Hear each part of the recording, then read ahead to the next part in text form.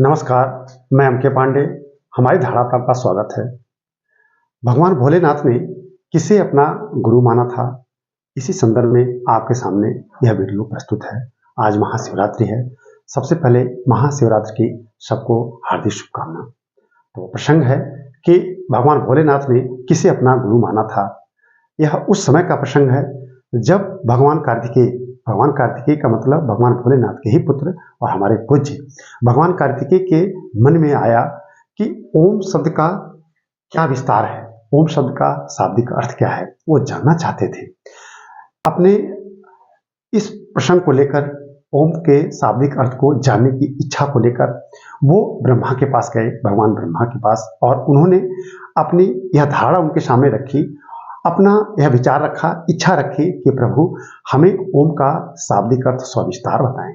ब्रह्मा बहुत सोचने विचारने के बाद उन्होंने असमर्थता जाहिर कर दी। जब उन्होंने देखा कि ब्रह्मा नहीं बता रहे हैं और शायद उन्हें पूरा ज्ञान इसका नहीं है, तो बड़े निराश हुए। फिर पूछे कि प्रभु, तो इसकी जानकारी हमें कैसे होगी। ब्रह्मा ने कहा कि आप भोलेनाथ के पास जाएं और भगवान भोलेनाथ ही आपको इसका पूरा ज्ञान दे सकते हैं, उनको इसका पूरा अर्थ सविस्तार मालूम है। फिर वो भगवान भोलेनाथ यानी अपने पिता के पास आए। उन्होंने आग्रह किया कि प्रभु हमें ओम का शाब्दिक अर्थ बताएं। भगवान भोलेनाथ को एक बार आश्चर्य हुआ और खुशी भी हुई, और बहुत सोचने के विचारने के बाद उन्होंने असमर्थता व्यक्त कर दी। भगवान कार्तिकेय उनके पुत्र देख रहे हैं कि भगवान भोलेनाथ इसका अर्थ नहीं बता रहे हैं। फिर उन्होंने कहा कि प्रभु अगर आपका आदेश हो तो मैं स्वयं इसका अर्थ बता दूं।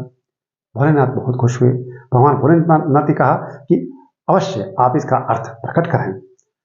फिर भगवान कार्तिकेय ने कहा कि प्रभु यह शब्द इतना बड़ा है और इतना महत्वपूर्ण है कि इसका अर्थ बताने के लिए जरूरी है कि आप हमें अपना गुरु माने। भगवान भोलेनाथ तो और खुश हुए, कहे कि ठीक है, मैं आपको अपना गुरु मान लेता हूँ। फिर भगवान भोलेनाथ ने कार्तिकेय को अपना गुरु मान लिया और फिर कार्तिकेय ने उसका सविस्तार यानी ओम शब्द का सविस्तार अर्थ बताया।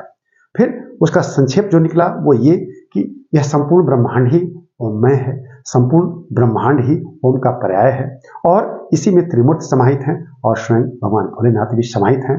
और त्रिमूर्त का तो मतलब ही भगवान शिव, यानी सब कुछ भगवान शिवमय है, भगवान भोलेनाथमय है।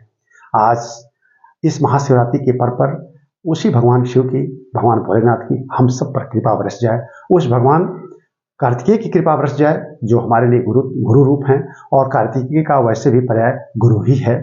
और हमारे जीवन में, हम सब के जीवन में जहाँ कहीं भी जो कुछ भी अधियारा है वो कट जाए।